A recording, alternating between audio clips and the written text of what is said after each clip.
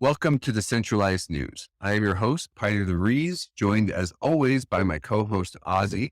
This week, we will be covering the news about Silvergate, Ripple, the upcoming macro news, regulation news, crypto adoption stories, and chain news. This is not financial advice. Please do your own research. And let's get into the headlines right. The Silvergate effect. Silvergate has been the big story this week. Silvergate stocks dive 55% as financial woes delay earnings. Silvergate is one of the biggest lenders to major crypto firms and facilitates transfers between crypto exchanges and market makers. The company also operates the Silvergate Exchange Network. It's a platform launched in 2018 that enables investors and institutions to instantly transfer US dollars from bank accounts to crypto exchanges. On Wednesday, Silvergate told the Securities and Exchange Commission that it will be unable to file its 10K report by March 16th. And in a preliminary financial report that it filed on January 17th, Silvergate reported a full year net loss of about $1 billion. On Friday, the company stated, effective immediately, Silvergate Bank has made a risk-based decision to discontinue the Silvergate exchange. This has sent some shockwaves through the market. Yeah, one thing that we haven't noted yet is there was talks and rumors about potential bankruptcy at Silvergate Bank. We'll see some of the effects there as we talk about how some companies have distanced themselves. The 10K report is basically a report that lists all transactions above $10,000 by users of the bank. Any financial institution has to submit this to the SEC on a regular basis as part of a financial reporting requirements. So I'm assuming part of the reason why they can't report this is there was a large number of 10K transactions done between them and crypto companies and institutional users using their SEN network, which is probably why they chose to discontinue it because of potential risks on reporting. Do you think these sales come from all the bankruptcies from all the exchanges this year, for the past year? They had links to FTX, and I believe they had a loan out to FTX, and that represents at least a portion of the loss that they have experienced. I think there was probably other losses resulting from institutions that they loaned money to that also had money on FTX. And so I definitely think that this is a domino of... It started all the way back with Terra Luna. Yeah. Exactly. Yeah. They're to try to contain the contagion. Crypto-friendly or a growing list of companies are cutting ties, have made statements basically. Coinbase tweeted it's no longer facilitating payments in light of recent events and out an abundance of caution. Crypto.com told Decrypt the company would reject funds transferred to and from its platform via Silvergate. Bitstamp made a statement. Circle made a statement. I'm not going to read them all. There's a lot. Paxos made a statement. The CTO of Stablecoin came out and made a statement saying the firm has no exposure. Clear Digital made a statement. Mike Novogratz investments firm Galaxy Digital has said it has stopped accepting or initiating transfers to Silvergate. So everyone kind of realizing this is a big deal and making a statement on the issue. Yeah, everyone's realizing just the potential risk, at least the potential fears of what something happening to Silvergate could cause. And so trying to mitigate the contagion to their own companies. MicroStrategy does have a loan out from Silvergate. So that's something that's also keeping people a little bit on edge.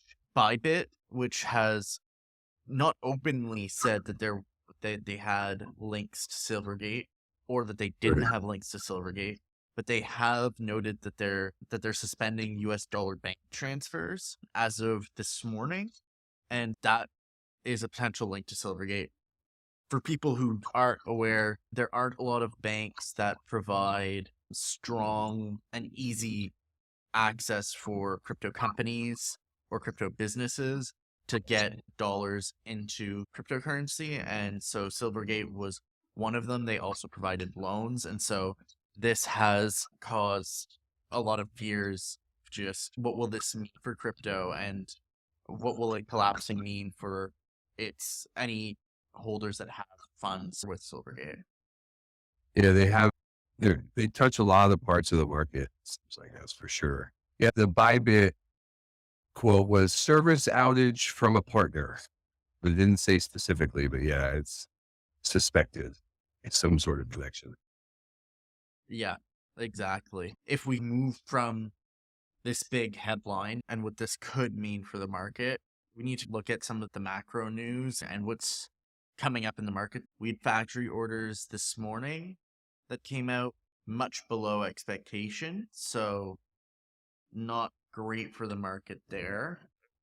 Not great overall, but we're looking at a few big reports this week. We had the jobless claims report come out last Thursday, which came out just a bit above expectation.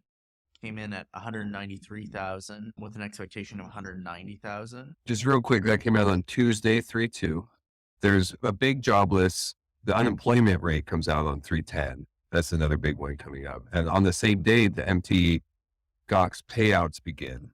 Although, from what I read about it, there's not necessarily a big move that's going to happen right away. First of all, like it just begins, and then it has until I think September to finish. And I was reading some sentiment about people have already, it's been so long, people have already counted it as like a loss, and they may be willing to hold. It may not be as huge of a sell-off as people are anticipating. But on Friday, there's a couple of big things starting. The US unemployment rate, which will affect the upcoming Fed meeting potentially, and expectations there. And then the whole MtGox kind of coming to a finale. Yeah, Mt.Gox already had a little bit of an impact. A lot of people are suggesting that some of the dip we've seen in the market has been out of basically people being almost worried, I guess. The narrative. Yeah, the narrative is, hey, let's be a little bit cautious. Let's sell our crypto now before Mt.Gox happens and causes Bitcoin to dump even more. Like, there will be some selling, but maybe not as intense as people are suspecting, or as sudden. I feel like there's probably going to be a little bit more of a slow bleed as people remember and claim. Potentially, if they're still in the market, like if they're still users, they might just, hey, I just increased my bag 5 or 10x. Move to cold storage. Let's just move it to cold storage. There's a whole mix of different scenarios, and I think people aren't considering the possibility that people are just going to move it to cold storage because, hey, yeah, I lost this money back in 2012, 2014, but I stayed in the crypto market, and you know what? That 3 Bitcoin I had in Mt.Gox, heck, that's now 60 grand, but I know in 3 years it's going to be worth 300,000. I'll wait. Where you want to sell a bear? Yeah, I'm not going to sell on the bear. Hold on to it and wait. They've already been almost 10 years, so yeah, it's not a big deal. Well, there's some other kind of interesting, like looking at the week ahead. Jay Powell also speaks to the Senate and the House in the middle of the week. And then next week, the CPI and PPI numbers come out. And then the week after, we get the Fed. Yeah. So it's kind of like unemployment, CPI, PPI inflation numbers. And then we get our next Fed meeting, which expecting a rate increase at least 0.25. 0.5 seems to be on the table, at least under discussion. That would shock the markets, I think. But then how much more 0.5? It's not, so it's starting to be priced in more. So expectations at a basis point have been steadily rising. Last week we reported that it was about 75, 20 to a quarter basis point. It's now climbed to 70, 30 with the last bits of news that have come out. And I think this week is going to be pretty telling of what expectations are for what's going to happen in a couple weeks. And I think people are already, it's 15 days away. People are already starting to price in whether or not we're actually going to see an even larger rate increase than we thought. I've always heard this. They're always trying to remind myself, don't fight the Fed. And it looks like it's going to be prolonged for a little bit longer. There's a pool of money is being drained out of the bottom of the pool. So just be careful. I always like that analogy. We're trying to dump money into something where there's a hole in the bottom right now because of what the Fed is doing. Yeah. Expectations are steadily rising. There's now a slight expectation that in July, interest rates will potentially hit 6% or 6.25%. 6.25% is only 1.1%, but 8% of people are pricing in 6% by the July meeting. So this is a big change. We're even starting to see slight expectations of rate increases all the way through September even. It's very minor, but we're starting to see a little bit of greater expectations. Expectations were potentially that raises were going to stop in June. Right. Now it's starting to get pushed into July. So Yeah, we'll see. There seemed to be this story that the market just doesn't believe it. But now the market seems to be buying it and believing it. Market definitely believes it. Just a quick reminder, if you're enjoying the content, please do subscribe, comment. It really is appreciated. Continuing on, Choke Point 2.0 seems to be continuing. This is a UK story, but it's still connected to the banking sector, which Choke Point refers to, and that they put pressure on the banking sector as opposed to laws. But UK banks Nationwide and HSBC restrict customer transactions with cryptocurrencies. Both banks pointed to warnings issued by the Financial Conduct Authority. Nationwide's report is applying daily limits of 5,000 British pounds on debit card purchases, and credit cards will no longer be available. For HSBC, they were barred from making crypto purchases with credit cards last month. Other banks in the UK with restrictions include Santander, NatWest Group, and Lloyds Banking. This was interesting out of the article. Most of the restrictions targeted the crypto exchange Binance. HSBC banned credit card payments to Binance in August of 2020. Yeah, it's just concerns about how the exchange is regulated or their regulatory status within the UK, whether they offer leverage to retail investors, which in the UK is, I don't know if it's fully illegal, but it's not like there's supposed to be certain protections put in place. And so I think that is part of it. And there are new regulations that are coming in the UK, supposedly in April. And so I wouldn't be surprised that banks are trying to almost preemptively get themselves in line with those new upcoming regulations. Yeah, it almost seems like a strategic retreat. They kind of pull back. Let's see. There's a lot of regulation coming. Let's make sure we're in line and then move forward. Hopefully, that's what I'm trying to imagine. Yeah. With that said, we've talked about how Visa and Mastercard have really started to embrace cryptocurrency, and how even Visa's incoming CEO was talking about how he really sees blockchain currency as the future. They've now paused some of the expansion of their cryptocurrency initiatives, pushing back the launch of certain products and services related to crypto, at least until market conditions and the regulatory environment improve. Some of the kind of bigger failures, think Silvergate, along with MtGox, have made mainstream payments with crypto a little bit farther away. It's more of a recalibration rather than a full retreat. They're just slowing down a little bit, which understandable. That falls in line with the narrative we're proposing, that it's just more of a strategic retreat, not necessarily I'm folding my hand, I'm out.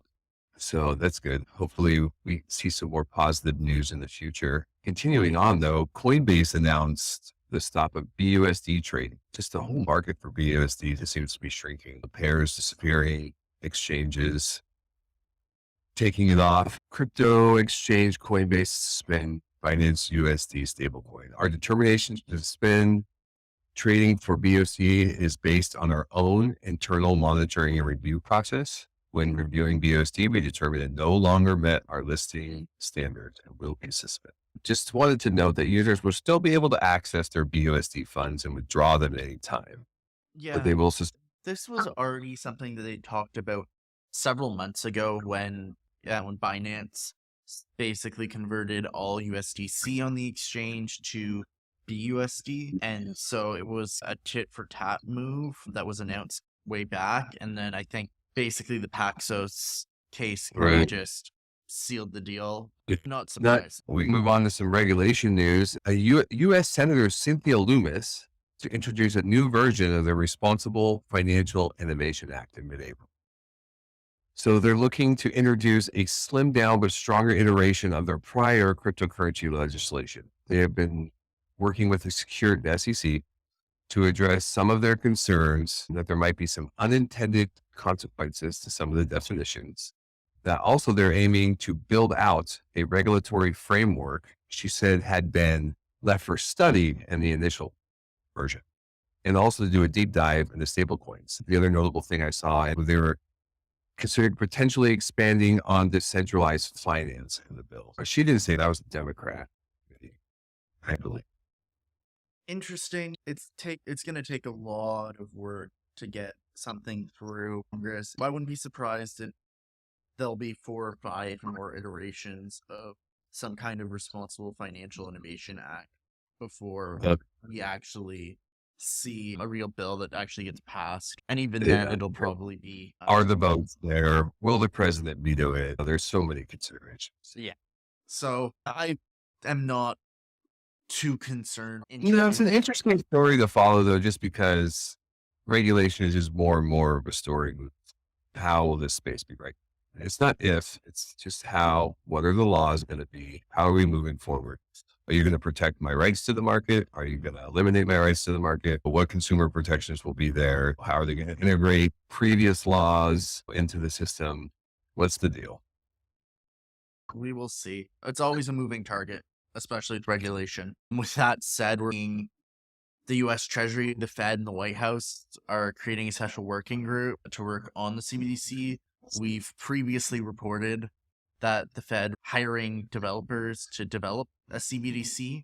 And so this seems like a even greater step forward towards that effort with a new senior level working group, which is going to actually be led by the Treasury Department rather than the Federal Reserve. Quite interesting. They're also considering other payment innovations. So maybe that's where USDC comes into that story. But also what was interesting to me was that the National Security Council was going to be included in this, and just about the preservation of the dominance of the dollar and just how high a level this is getting. I thought that was interesting to note.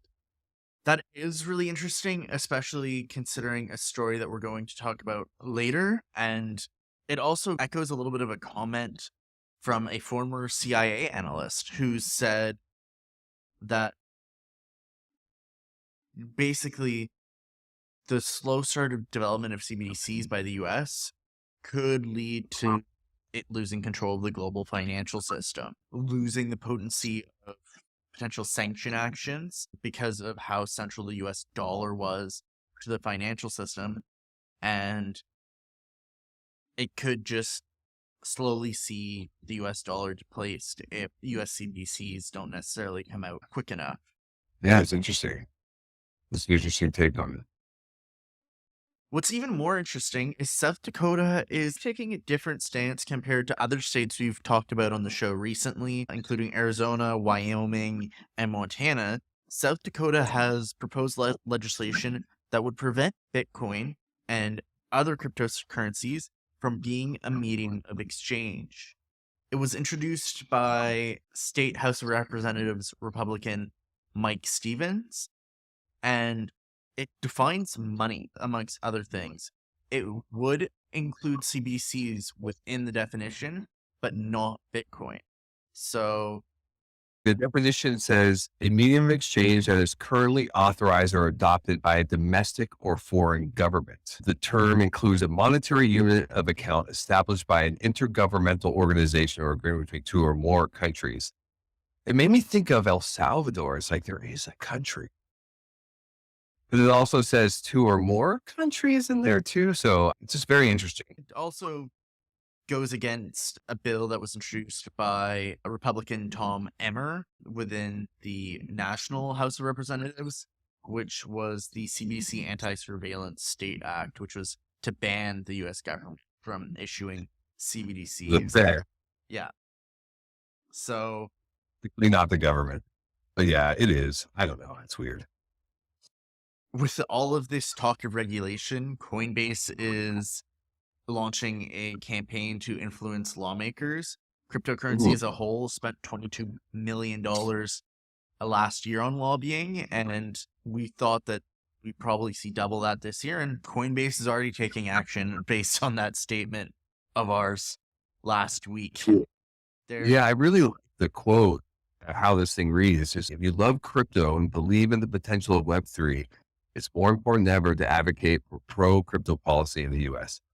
Policymakers in Washington, D.C. and state capitals across the U.S. are making decisions about the future of crypto. Their choices will determine how, when, and where you can buy, sell, trade, and build and use crypto. So it's a grassroots effort to educate people how to influence their local election, their local officials. It's called Crypto 435 because of the 435 congressional districts and how to get involved locally. Yeah, so that's pretty great for the market and kind of a good sign. Coinbase is really taking a lead in the US, and that's probably a good thing for crypto as a whole. An interesting adoption story. The first bank in the world has adopted Bitcoin Lightning payments. Yes. That is groundbreaking and really showing the start of the Bitcoin Lightning Network taking a huge step, and cryptocurrency as payments. It's coming. Gibraltar licensed private bank XAPO Bank has partnered with Lightspark, which is a startup spearheaded by a former Facebook crypto, to integrate the Lightning Network and enable near instant Bitcoin payments for its customers. So they can now make small purchases of up to 100 USD. So we're not talking buying your house with Bitcoin yet, but we're still seeing at least up to $100. That's pretty awesome. Yeah. And it'll make it the first fully licensed private bank to offer Lightning payments. So that is amazing. Yeah. Another little interesting part of the story was that they offer 4.1% interest payments on US dollar deposits, but they're going to be offering 1% on Bitcoin to be paid out daily. I thought that was pretty cool. And just for how integrated XAPO is, they have received a banking license, their primary membership with Visa and Mastercard, and SWIFT membership since initiating this process back in 2019. So this means companies can interact directly with corresponding banks as opposed to going through payment businesses or other parties, and has access to money market accounts. So I thought that was interesting notes from the article as well. Yeah, no, that's very interesting notes. Pretty exciting in the news in the market right now. If we look even more exciting, Fidelity has hinted about the release of a crypto platform for at least a few months now, and it is now rolled out. So that is amazing, allowing so much greater access to crypto for US citizens. And although it's not available in all. I just want to clarify, this headline was, I think, a little ambitious. It says that Fidelity Crypto is coming soon. Peter Brandt took to Twitter to update his community a screenshot of a section of the company's official website that read, their platform, which is going to be called Fidelity Crypto, is coming soon. And they're offering some juicy zero commissions on BTC and ETH. But looking at like MasterCard and Visa, they could have a strategic pullback as well. I could see something like that happen with this. So it's not officially out yet. So there's a Tel Aviv Stock Exchange on 2/27 published a draft for public comments for approval of the expansion of the authorized activities in non-banking members to include trading in cryptocurrency. So it's a proposal. It looks strong, looks like it could go through, but it would allow retail investors in. It's a proposal for public comments on the issue that was posted to their system. And upon receipt of the comments from the public, the proposal will be submitted for approval. So yeah, this one, again, the headline was a little hypey, but it's moving towards it, and it's a stock exchange. So it's just exciting. But yeah, there's a lot of gray areas and laws and changing landscape going on around it. That's for sure. Yeah. And now we'll dive into what I think could have a big impact on how the US really approaches crypto in the next little while, Russia is working on a law to formally legalize Bitcoin mining in the country. They previously discouraged it within the country, and a bill was designed to legalize it and was first filed within the State Duma in November, and will be resubmitted to lower house of the Russian parliament after more consultations. So this is a big story, because if Russia starts accepting it and recognizing mining as legitimate business activity, they could move Russia away from the US petrodollar, so selling their oil only in Bitcoin. And what would that mean for Bitcoin? It would mean a huge surge in use and probably a large surge in price as countries use Bitcoin to work around existing sanctions. And could this be the catalyst to see a big ban on crypto in the US? Yeah, I could see that. But it would also make it have two countries that legally recognize Bitcoin as legal tender.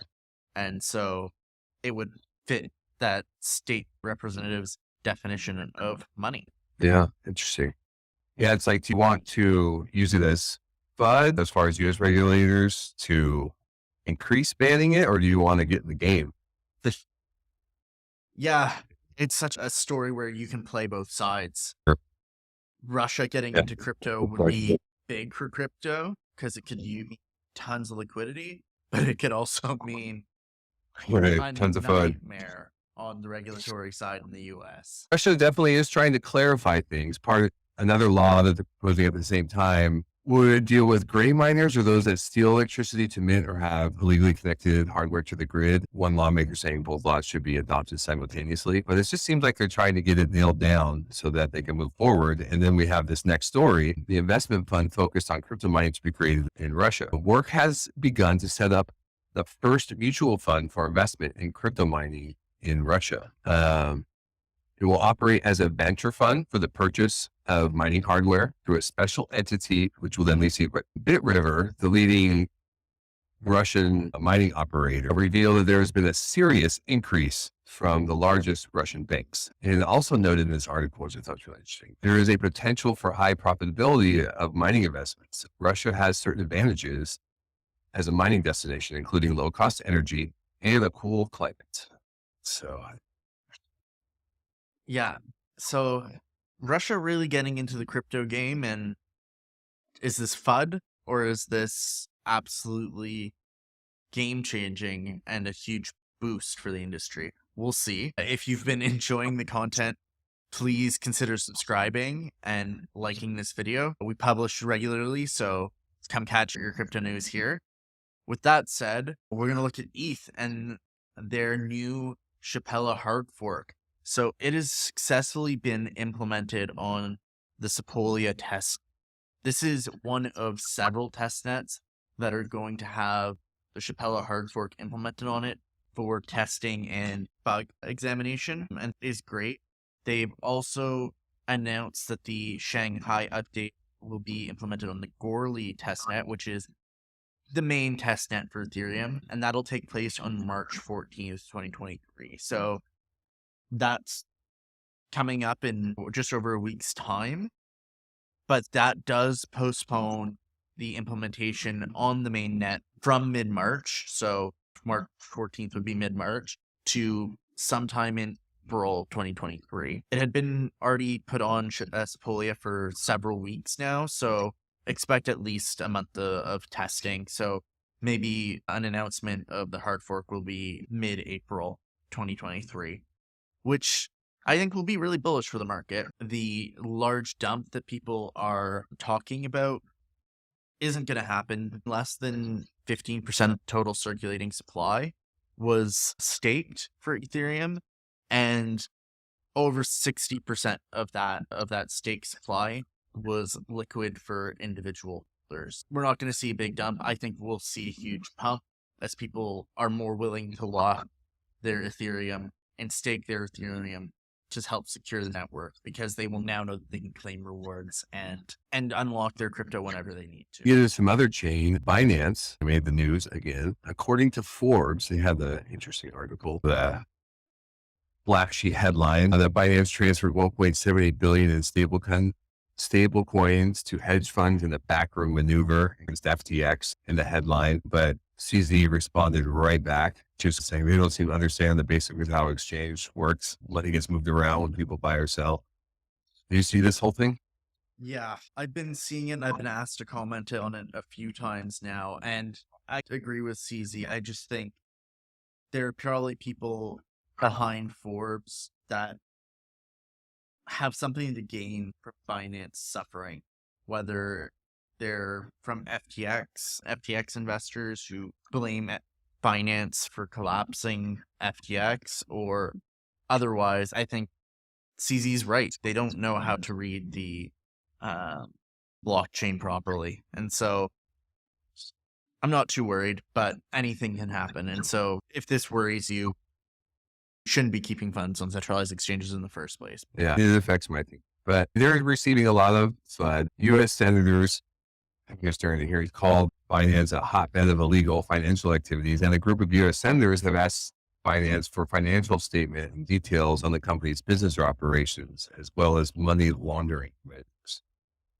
So they're under increased scrutiny here in the US. There's no doubt about it. Okay, let's be clear though. One of those US senators is Elizabeth Warren. Elizabeth Warren does not have the best track record on calling people out. And Elizabeth Warren usually tries to benefit this in her own benefit. Calling Binance a hotbed of illegal financial activity out of Elizabeth Warren's mouth, what does that really mean? Everything's illegal according to her. Speaking of regulation and regulation clarity, there's a little bit of news on the XRP. There's a statement that Ripple is willing to pay up to $250 million if the SEC publicly announces that all current and future XRP sales are non-securities transactions. And as the story continues to unfold, both parties have been making applications that are likely to influence the quote-unquote summary judgment. And the judgment date remains uncertain, but XRP lawyers have recently made statements saying that they expect it this month. We'll see. They also made an application citing a recent Supreme Court decision that they believe supports their case, and officially requested that U.S. District Judge Annalisa Torres make it part of her considerations. It has to do something with offshore money. But anyway, the summary judgment can go three ways. The first is that the judge could choose to side with the SEC on the basis that XRP was indeed sold as security. Alternatively, the court could side with Ripple. Or a decision may be made that the case should proceed to trial, that there lacks enough facts. It seems like the only groundbreaking one would be that the SEC or that the court sides with Ripple. Otherwise, it just goes on. Yeah. If there's at least some regulatory clarity, that'll be massive, but it would be really massive if the court rules that the SEC overstepped and that XRP is not a security, because that would be groundbreaking for most cryptocurrencies. It would zip Gary Gensler's mouth right up, take that stick out of his butt, and nullify his comments that all cryptocurrencies, essentially except for Bitcoin, are securities. I also read a take that basically, if it rules in favor of the SEC, the XRP carry it on into higher courts, and they believe eventually they'll get to the Supreme Court and they'll win. That's their stance. But that if Ripple wins now, that the SEC won't go on. Basically, they won't appeal it.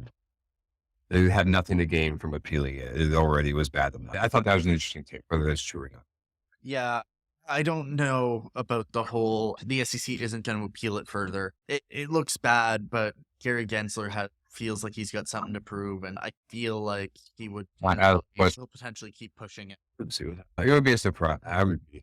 Yeah, but anyway, we'll see. I'm excited to see how that unfolds. Getting further into some chain news, Chainlink. This is an interesting story. A little bit over my head, but still adoption. Chainlink introduces quote unquote functions, a Web3 platform that brings Web2 services on, basically just for adoption. This is a very pro-adoption type of story. It's massive for adoption because they're allowing you to connect a smart contract to any Web2 API and run custom computations on it using Chainlink, which is massive.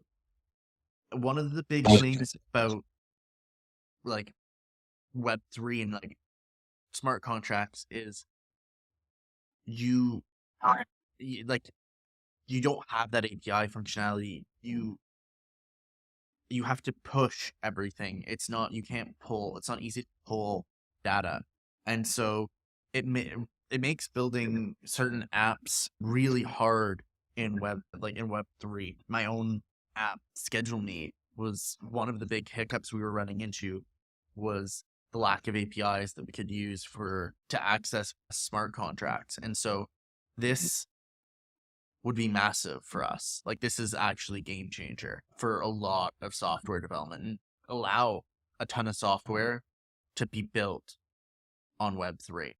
Yeah, cool. Yeah, that story is a little bit over my head, but what I do see in it is just the adoption, the imagining what is potentially there for adoption, and you being able to see that just with your own Discord bot is interesting.